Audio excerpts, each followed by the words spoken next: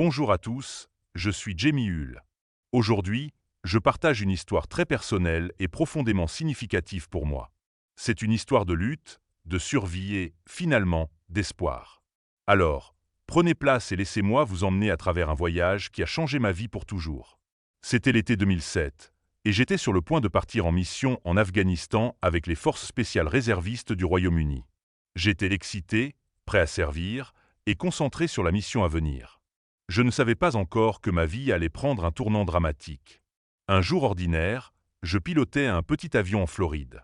C'était censé être un vol de routine, quelque chose que j'appréciais et que je faisais en toute confiance.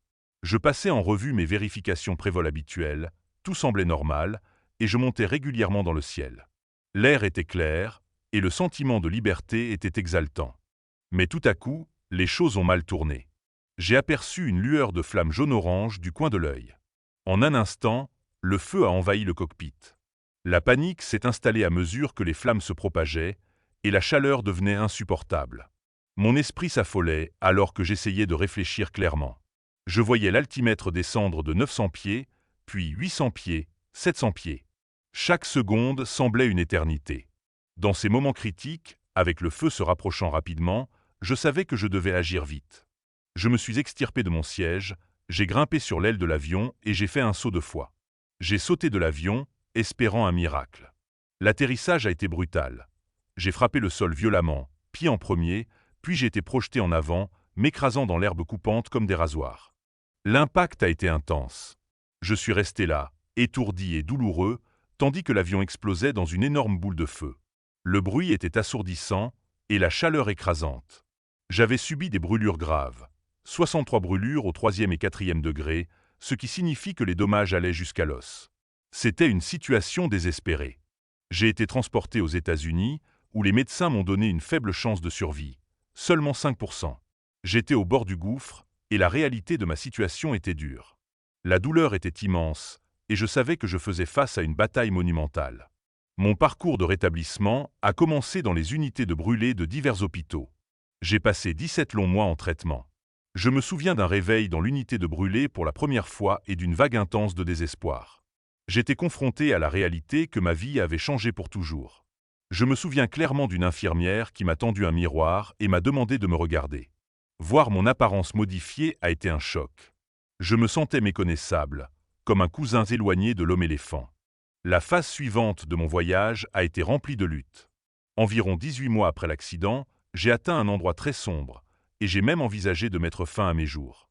J'ai contacté une organisation suisse pour obtenir de l'aide, réfléchissant à une fin assistée à ma souffrance.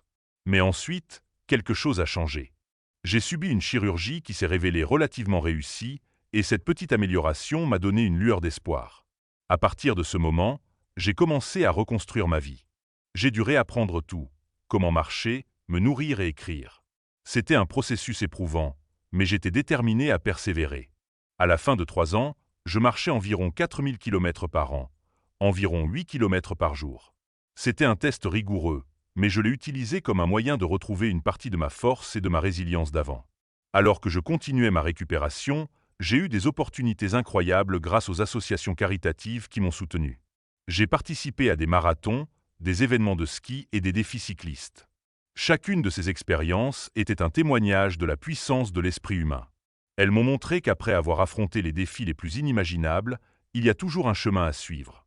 Lorsque je me regarde dans le miroir maintenant, le reflet est différent de ce qu'il était avant. Je vois les cicatrices et les changements, mais je suis en paix avec qui je suis. J'ai appris à accepter ma nouvelle réalité et à trouver de la joie dans la vie que je mène. Cela a pris du temps et beaucoup de travail, mais j'ai appris à apprécier le voyage et la croissance qui en a découlé. Si mon histoire résonne avec vous ou vous inspire de quelque manière que ce soit, cela signifie beaucoup pour moi. Je veux rappeler à chacun que, peu importe à quel point les choses deviennent difficiles, il y a toujours de l'espoir. Vous pouvez toujours trouver un moyen d'avancer, peu importe les obstacles. Je tiens également à exprimer ma profonde gratitude aux associations caritatives militaires qui ont joué un rôle crucial dans ma récupération. Si vous souhaitez soutenir des vétérans comme moi, envisagez de participer à la loterie des vétérans. Votre contribution peut faire une différence significative et aider à changer des vies. Merci d'avoir pris le temps d'écouter mon histoire. Votre soutien et vos encouragements signifient beaucoup pour moi. Rappelez-vous, Peu importe les défis auxquels vous faites face, vous n'êtes pas seul. Continuez d'avancer et vous trouverez votre chemin.